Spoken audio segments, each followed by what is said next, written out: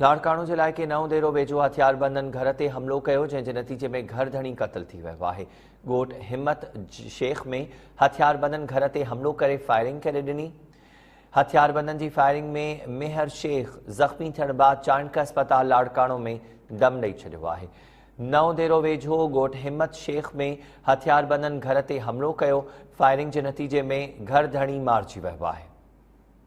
हथियारबंदनि जी firing में मेहर शेख ज़ख़्मी थियण बाद चाणका अस्पताल लाड़काणो में दम ॾेई छॾियो।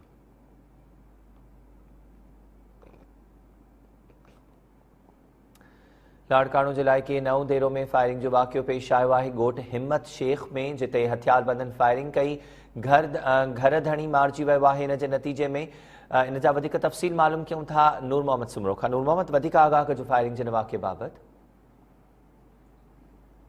बरसां कच्छ जे इलाइक़े केटी मुमताज़ थाणे जी हद ॻोठ हिम्मत शेख में हथियारबंदनि घर ते हमिलो करे घर धणी मेहर शेख खे सिधियूं गोलियूं हणियूं, सख़्तु ज़ख़्मी करे छॾियो। ज़ख़्मी मेहर शेख खे वारिस नवंदेरो अस्पताल खणाए आया, जिते गणती जोगी हालत में लाड़काणे नियो पियो वियो त हू रस्ते में ई ज़ख़्मनि जा सूर न सहंदे फौत थी वियो।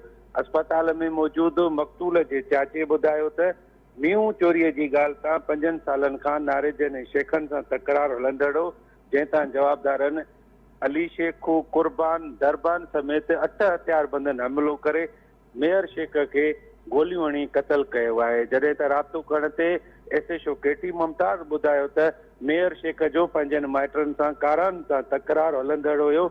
उनजी वधीक जांच करे रहिया आहियूं त इन क़त्ल में केरु मुलविस आहे। जॾहिं त हद जो बि पिणु जांच करे रहिया आहियूं त ख़ैरपुर ज़िले जी हद आहे या केटी मुमताज़ थाणे जी हद आहे। जी महिरबानी तफ़सील ॾियण जे लाइ नूर मोहम्मद।